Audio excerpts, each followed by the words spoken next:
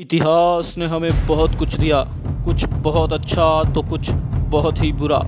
इतिहास के इन्हीं पन्नों पर हमें एक परम प्रतापी सूरमे का जिक्र मिलता है, जिसकी गाथा सुनकर आपका सीना गर्व से तन जाएगा।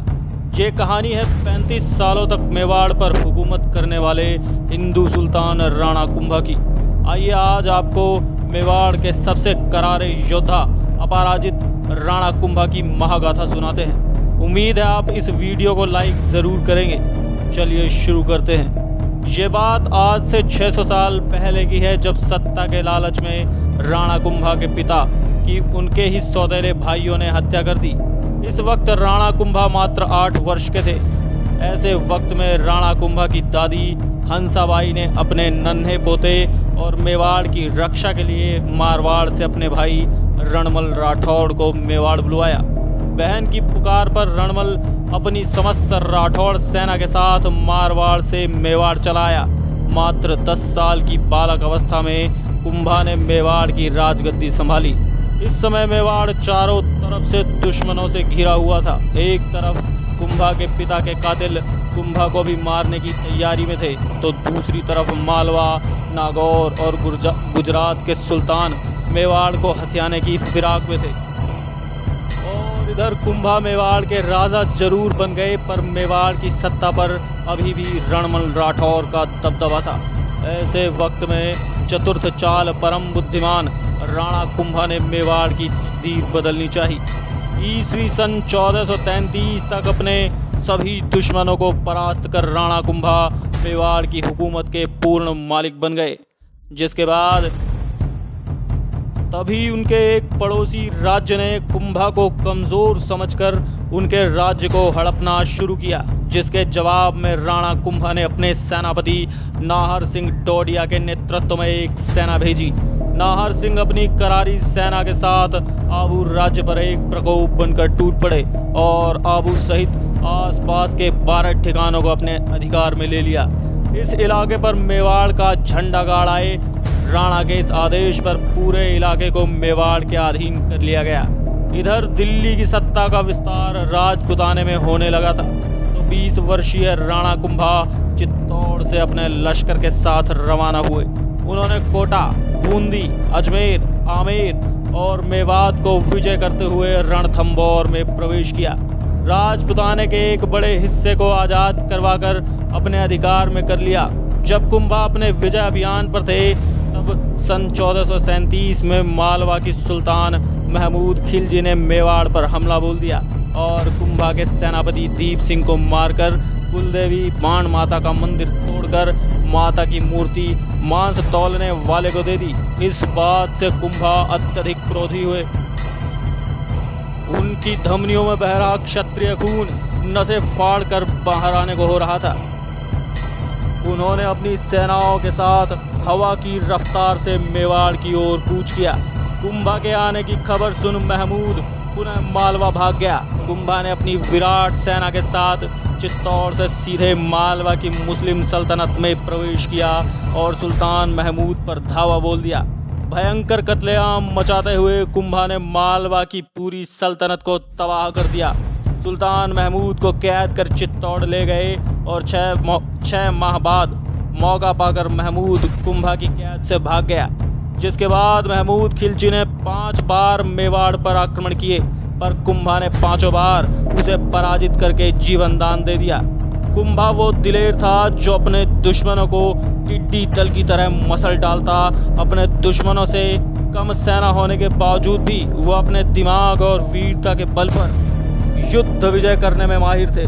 साल 1456 के आसपास गांव हिंदू और मंदिरों की रक्षा के लिए राणा कुंभा ने अपनी सेनाओं के साथ नागौर पर चढ़ाई कर दी।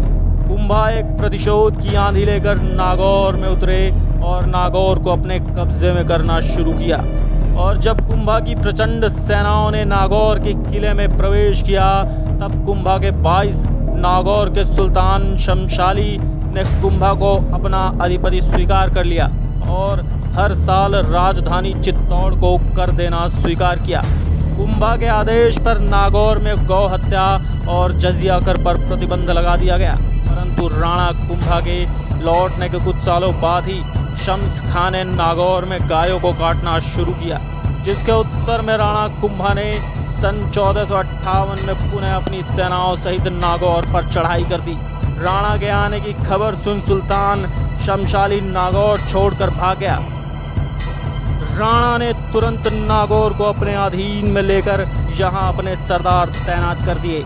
कीर्ति स्तंभ प्रशस्ति में लिखा है कि जब कुंभा अपनी विराट सेनाओं के साथ नागौर पहुंचे और कसाईयों द्वारा गायों को काटते देखा तो कुंभा ने अपना आपा खो दिया। गुस्से में लबरेज कुंभा ने नागौर के किले को तुड़वाकर वहां पर खाई भरवा दी। पूरे नागौर को चारागाह में बदलकर कुंभा ने शम्स अली को काट डालने की सौगंध खाई। शम्स अली भागता हुआ गुजरात पहुंचा और गुजरात के सुल्तान कुतुबुद्दीन शाह से मदद मांगी। दिसंबर सन 1458 के आसपास गुजरात और नागौर की सल्तनत ने संयुक्त रूप से मेवाड़ पर हमला करने की योजना बनाई। कुतुबुद्दीन 2 लाख जंगी स्वरों को लेकर मेवाड़ विजय पर निकला। जब ये बात कुंभा को पता चली तो उन्होंने कुंभलगढ़ के मैदान में सुल्तान की सेना को चारों ओर से घेर लिया। रणवीरों ने युद्ध भूमि में कोहराम मचा दिया। 2 सुल्तानों की संयुक्त सेनाओं को राणा कुंभा ने पानी पिला दिया और इस युद्ध में राणा कुंभा ने शम्स अली खां को 2 हिस्सों में चीर डाला। राणा कुंभा के इस प्रकोप को देख कुतुबुद्दीन अपनी सेनाओं सहित भाग खड़ा हुआ, जिसके बाद राणा कुंभा ने समग्र राजपूत राज्यों की सेनाओं को इकट्ठा कर सामूहिक रूप से गुजरात पर धावा बोलना शुरू कर दिया। प्रचंड सेनाओं के समक्ष गुजरात की सत्ता ने घुटने टेक दिए। हर पल राजधानी चित्तौड़ को कर देने का वादा किया और गो हत्या बंद करने और मेवाड़ के दरबार में हाजिरी देने की शर्त पर सुल्तान को जीवित छोड़ दिया गया। इन लगातार युद्धों में विजय के बाद कुंभा का रुतबा आसमान छूने लगा। चारों दिशाओं में किसी अकेली सल्तनत में इतना साहस नहीं बचा कि वह कुंभा से अकेले मुकाबला कर सके। इधर मालवा का सुल्तान महमूद, जो 5 बार कुंभा से पराजित हो चुका था, उसे अब गुजरात के सुल्तान का हाल मालूम पड़ा तो अपनी सेनाओं सहित गुजरात पहुंच गया, जहां इन दोनों सुल्तानों के मध्य मेवाड़ के विरुद्ध एक संधि हुई। इस संधि के तहत पराजित सुल्तानों ने अपने संयुक्त लश्करों के साथ मेवाड़ की तरफ बढ़ना शुरू किया। सन 1456 में वह काल आया जब राणा कुंभा को मुस्लिम सुल्तानों ने चारों दिशाओं से घेर लिया। नागौर, मालवा, सिरोही, गुजरात और चारों दिशाओं से कुंभा पर एक साथ आक्रमण कर दिया गया। पर कुंभा जैसा तगड़ा हिंदू वीर, जिसने सभी द्रोहियों को दौड़ा दौड़ा कर मारा, इसी वजह से कुंभा को अपराजित हिंदू सुल्तान कहा गया। 1456 में बदनौर का युद्ध हुआ। कुंभा अपनी विराट सेनाओं के साथ रणभूमि में उतरे। इन मैदानों में राणा कुंभा ने सुल्तान की सेनाओं को अकेले पछाड़ डाला। 50 लाख रुपए दंड और 500 हाथी और 2000 घोड़े देने के साथ गुजरात और मांडू के सुल्तानों को राणा के समक्ष नाक रगड़ कर लौटना पड़ा।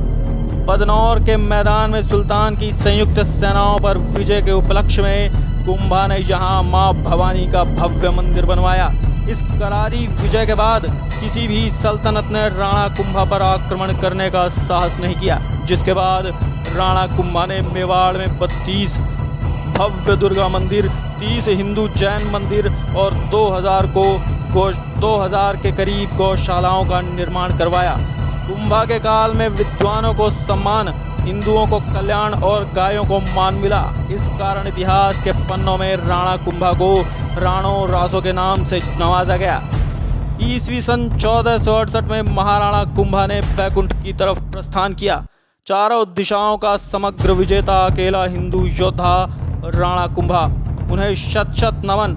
अगर आप चाहते हैं कि हम आगे भी इसी तरह से वीरों का सच्चा इतिहास बताते रहे तो इस वीडियो को ज़्यादा से ज़्यादा लोगों तक शेयर करें और वीडियो को लाइक ज़रूर करें। धन्यवाद। जय हिंद। वंदे मातरम।